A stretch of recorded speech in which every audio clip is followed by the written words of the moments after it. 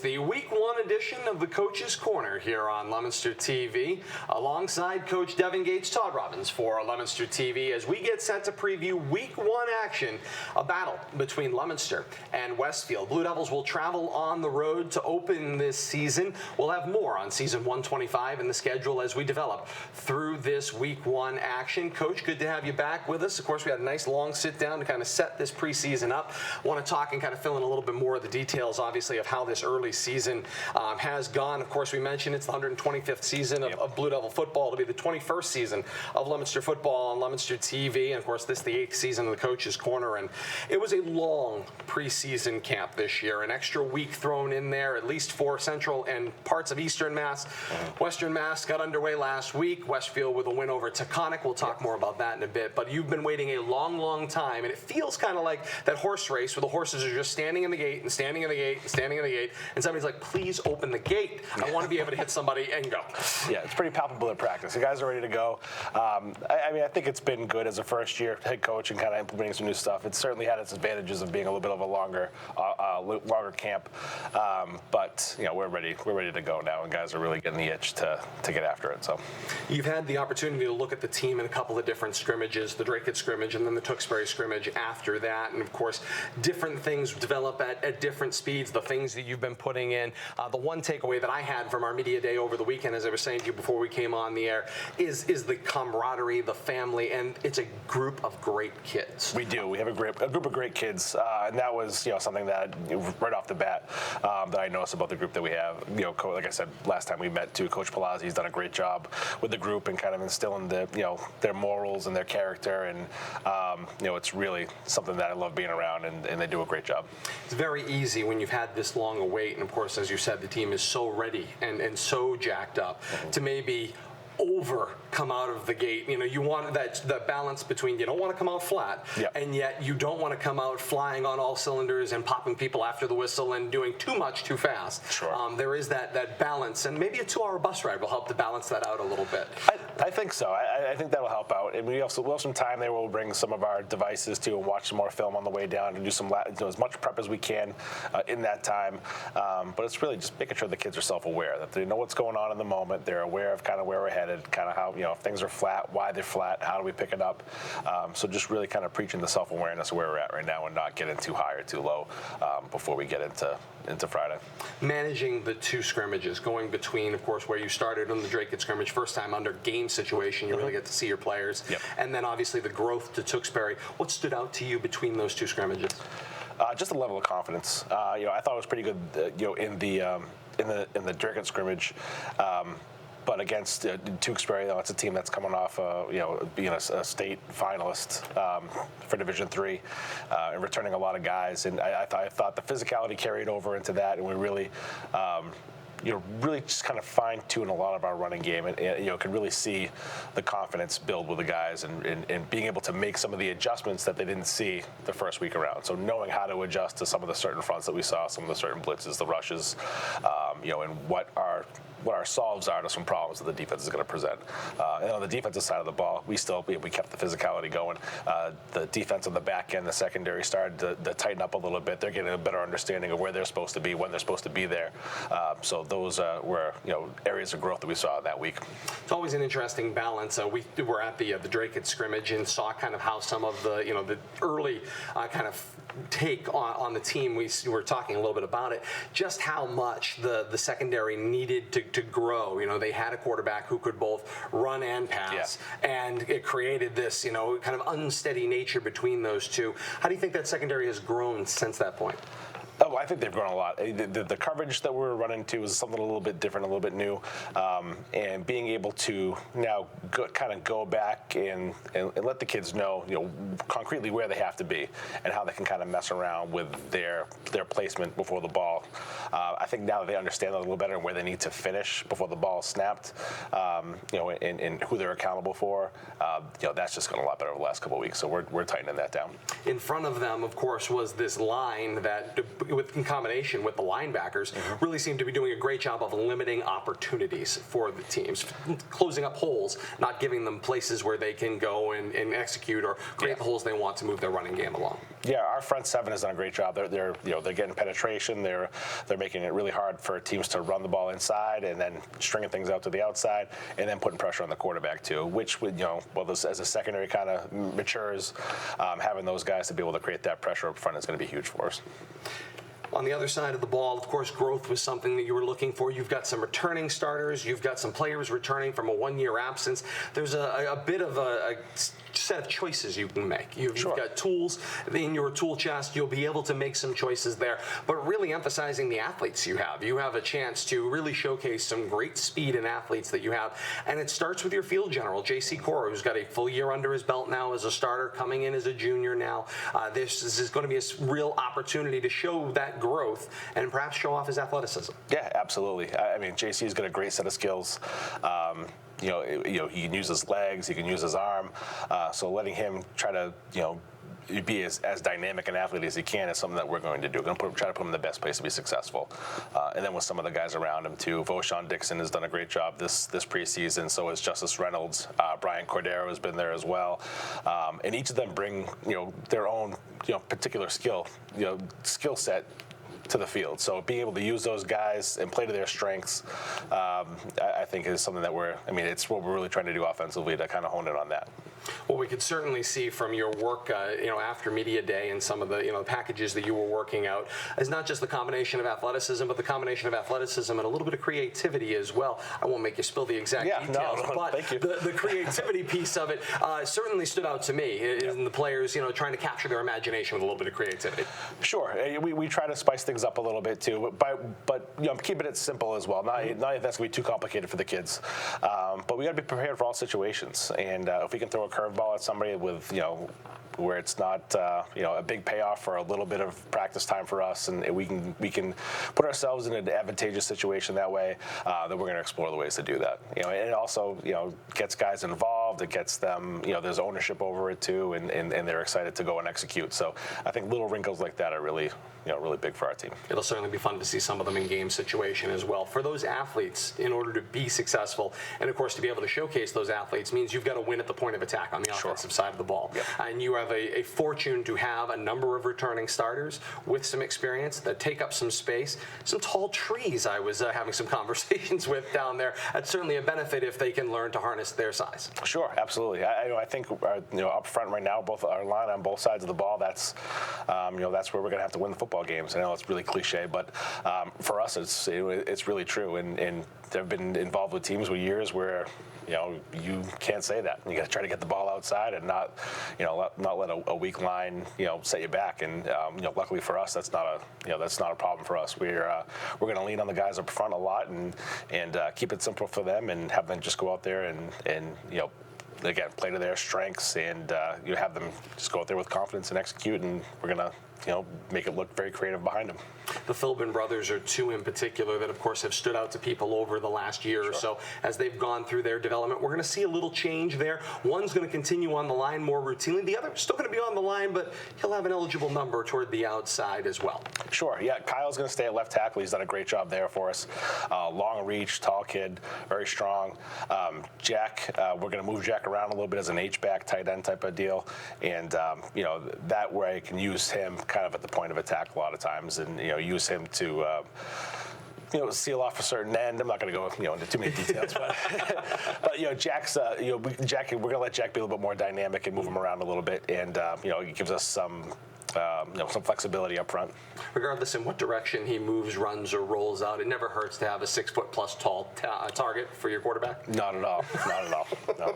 certainly a benefit. He's had a great preseason, so looking forward to see what he does this season. That's awesome. As you kind of have gone through these early stages and you've reached kind of the end of that camp phase and the long preparation to come into the year, as you're getting ready now and turning your attention toward week one, what have you learned about your team to this point? Well, they don't quit. That's a team that's, when they come into practice, they're dialed in. They're ready to execute whatever we're doing for the day. Even if it's a little bit flat, they notice it, they feel it, they pick it up. So I've said this already, but they're very self-aware. Okay. So they know when they need to pick things up. They're very hungry to learn and get better, and that's a great spot to be for us. They really want to succeed. Right now, I got everybody it's kind of pushing in the right direction, all together, and we're really excited to see where they go. As you move your way, obviously, through this week one, you'll know a lot about yourself very quickly in the early going. But I think something that every team is looking to build toward, whether it was in the NFL last night, a couple of weeks ago in college, in that week one, you start to really establish what your identity is going to be for this 2019 season. When we sit back here a week from now and start talking about what week one was, what do you think the identity of this team will be through week one of action? Well, I think we're going to be a physical team up front first. I think physicality is going to be where we hang our hat on. I spoke about the guys up front, and we'll go as they go. But whatever it takes in terms of running the football, we're going to be multiple in who we can get the ball to, get our athletes in space, but we got to be able to push the front first. So I want to be known as a physical team that can run the football, 1,000 different ways, and they got to account for everybody that we have in the backfield. And that will create some options and keep people off balance. Week one here of the Coach's Corner on Leominster TV. Leominster head coach Devin Gates, Todd Robbins here with you as we get you set for Leominster traveling to Westfield to open this 2019 season. Coach, we started talking a little bit about it in our first sit down prior to the start of the season.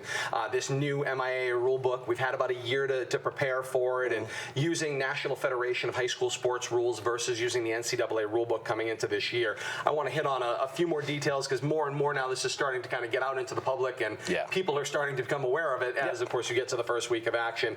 There's been articles in the paper. We were obviously pushing some documents out there. The MIAA, to their credit, has a fantastic page on their website, MIAA.net, that talks all about the transition, has a number of different items that you can go through and kind of parse out some of the rules. But specifically, there's 238 rule differences between the NCAA rule books that were applied previously and the current Federation rule book. Some of them we hit on the last time.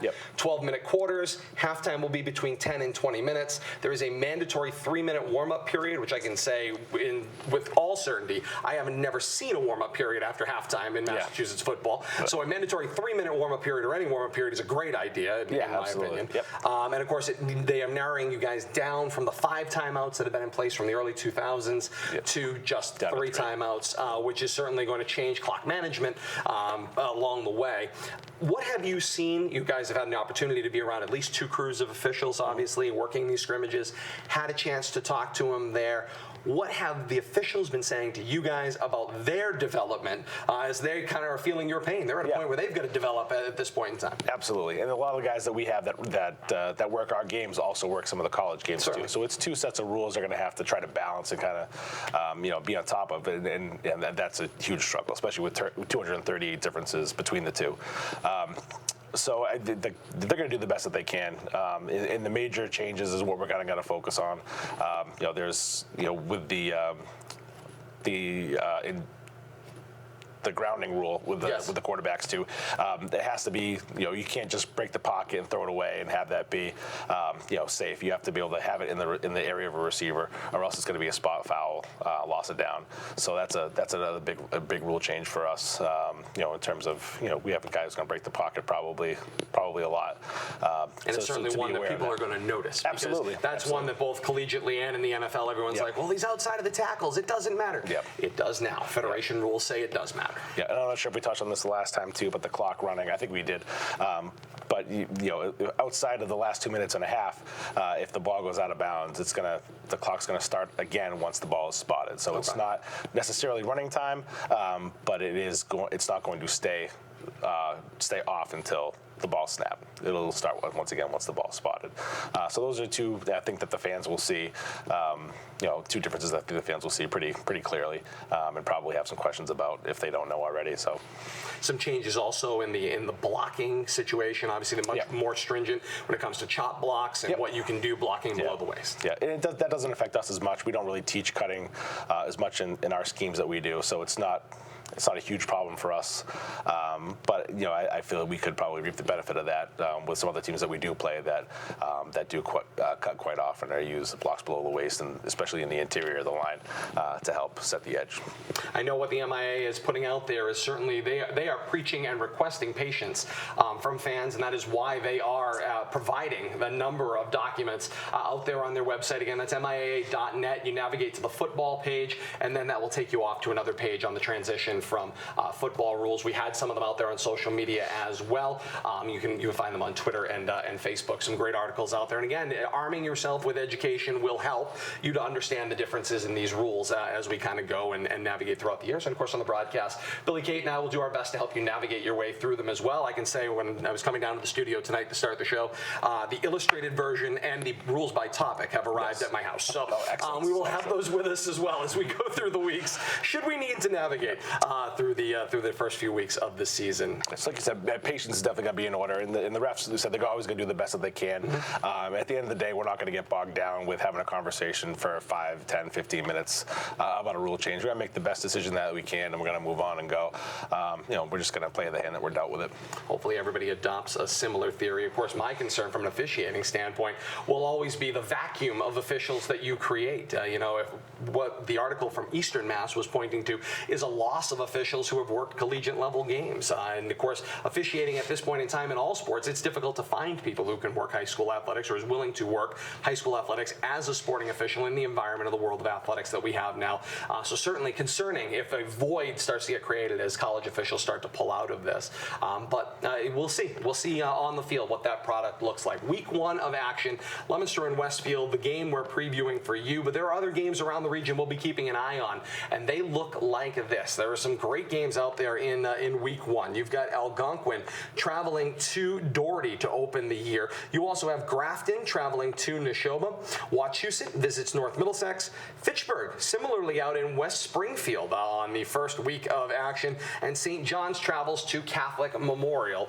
So you could certainly see a sheer combination of games. A lot of people are going to learn a lot about themselves all across Division III across the state in Week 1 of action. Coach, some great games out there. There'll be some great film to review as well. Absolutely. And learn some things about your opponents along the way. Yes, absolutely. Yep. No question about that. Leominster's upcoming schedule looks like this as well. Of course, we mentioned Week 1 of action, Leominster and Westfield. And then, of course, Signs Point after that first road trip to Doherty, as it will be Leominster's first home game. And then a gauntlet of road games with Neshoba, Wachusett, and Shepherd Hill. And then Shrewsbury, St. John's, and Algonquin to wrap up the month of October, all at Doyle Field. So you get a kind of a 1-1 to start the year, then 3 road games followed by 3 home games, and then we'll see where weeks 9 and 10 will take us in action for this 125th season, Coach. And of course, as we kind of were looking at the tail end of what was going on there, Media Day, you had, of course, the community involvement. You've had a couple of community events since we last sat down. You had your 5K run walk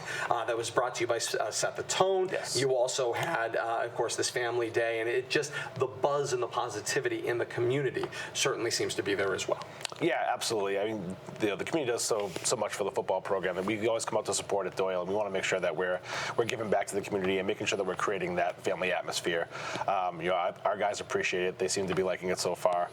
So we want to keep on fostering that and bringing more people in from the community to kind of help us out. And we'll be looking for different events to be a part of. Maybe not so much during the season, but after the season's over, getting our guys out there. There will certainly be plenty of opportunities for that. Municipal Field is the site, or municipal playground, Bullens Field, that municipal field will be the site for Week 1 out in Western Mass. We'll have the broadcast coverage for you with more details on that coming up. But Coach, very rarely do you get a case, I think, in high school football at least, where your opponent plays and you don't. And so here's a circumstance where that opportunity did. Westfield had a Week 0, if you will, game with Taconic, a game where they hung 28 points. Sure. Says a lot of about their offense already in Week 1, clicking. Blank, a good Taconic team. And that's a lot of points relative to most teams and scores I'm sure we will see coming out of Week 1 of action this week. So obviously, defensively, that's going to be a test right out of the gate. Yeah, they had a great showing against Taconic. They have a sophomore quarterback right now, and he seems to be very poised, kind of mature beyond his years back there right now. So we're going to have to deal with that. They have some nice tall receivers, some guys who have been in the system. The coach does a great job. He's implemented his system at the lower youth levels too, and the guys are running it right up through. So it's something that they're going to be very in tune with. And then defensively, they run kind of the same defensive setup that we do. But again, they're really aggressive up front too. I think they return most of their front seven. So it's really going to be a challenge to try to run the football up there. But they're a good, solid football team. Taconic was a solid opponent, and we're just going to prepare for the best we can to take advantage of some of the things that they'll present us. When you get out on the field with them, on Friday night, and you're looking at things that are somewhat familiar, I suppose coming out of a long camp, looking at a somewhat familiar-looking defense for your offense certainly has to be a benefit. It is a benefit, yeah. The guys kind of know their communication in terms of, how we're going to block things and what the adjustments would be, and so the familiarity is definitely going to be there for those guys when we go out and face Westfield's front. Offensively, we do a lot of similar things in terms of formations and even some of our pass and run concepts too. So we're able to give the defense a pretty good look at what Westfield does too. I think, and so I feel really good about our preparation right now. There's certainly a balance, I think, to being able to look back at a previous year's film and glean something out of it versus obviously coming into a new year with new players and graduation and what have you. But going from last year, at this time we sat here with head coach Dave Palazzi at the time, nobody knew anything about Westfield. All you had was that one film exchange that you had in week 2 of action, so everybody swapped week 1 and you were off. There's a little more knowledge and understanding the second time around you play an opponent in an additional year. There is, absolutely. And now we kind of know what some of their adjustments are to some of the things that we've shown them in the past. So we can kind of better plan for a worst case scenario, kind of what they do best. And, for us, they graduated their top receiver, their top quarterback, and top running back from last year. It looks like they have some guys to fill those voids, but it's still a learning process there too for them. So for us, having more tail of the tape, if you will, from last year's game and then this year's films that we have, I think we have a pretty good idea of what our worst case scenario would be facing their defense or their offense. So we're preparing for all that stuff. Lots of things to prepare for, and then it all goes out the window. The old Mike Tyson idea, once you get punched in the face, everyone had a game plan to that point. and then everything changes from there. It's week 1 of action. Leominster and Westfield, it's been building seemingly forever, but here it comes. The 2019 season gets underway on Friday night. Lots of ways to participate for you across our different media platforms, the K-Zone, AM 1280 and 105.3 FM, along with a live stream at WPKZ.net or WPKZstream.com. For more information, in WPKZ will have Facebook Live coverage of postgame for you from site at Municipal Playground on Friday night. Leominster TV will be along as well on the channels of Verizon and Comcast, channels 32 and 9 respectively, along with a Facebook live stream of every play-by-play. Billy, Kate, and I will be there to bring you the action. We're looking forward to getting this 2019 season underway. And Coach, last thoughts here. We'll have another opportunity to talk right before kickoff down on the field, but talk to me as you kind of are ready to kind of get out of the gate. You want the doors to open. What are those things that you're going to be looking for in the first few minutes? Last message you want to give the team before you head out for that first game? I want our guys to play loose. I don't want them to play too tight. And it's not, we're not throwing a bunch of stuff at them this week and trying to, change stuff that we've already done and put in. We've put in the plays that we put in for a reason. So to play loose, go and execute with some confidence. Be physical. If we come out and we do that, I think we're going to be okay. And really that's what I want the guys to go out there and do. And if us as coaches will make adjustments as needed, as the game progresses. But for our guys to be confident in what we're doing, have faith in what we're doing, play together, and be able to fight through some adversity and just be physical. Opportunities for you to participate abound, not just through broadcast, but for you to get in your car and come on down. Leominster would certainly appreciate the support on the road. Nothing like a Friday night on the Mass Pike, going to Western Mass, we all know, but come on down and be a part of it. The team will certainly appreciate it. Bullens Field at Municipal Playground, the site. It is located behind Westfield Technical Academy. That will be the site for your game on Friday night. Westfield and Leominster with a 7 o'clock kickoff there. We'll have pregame coverage on the K-Zone beginning at 6:30. So we look forward to having you be a part of that. Another edition of the Coach's Corner back here on Monday nights next week, 6 o'clock here on Leominster TV each and every Monday night. We will talk about, have your post-game wrap-up from Westfield and preview next week's home game with Doherty as well. All that to come on our next live edition of the Coach's Corner next Monday night. For Leominster head coach Devin Gates, I am Todd Robbins. Kate Robbins back in master control and saying thank you so very much for joining us on this week's edition of the Coach's Corner. Until next week, so long, everybody.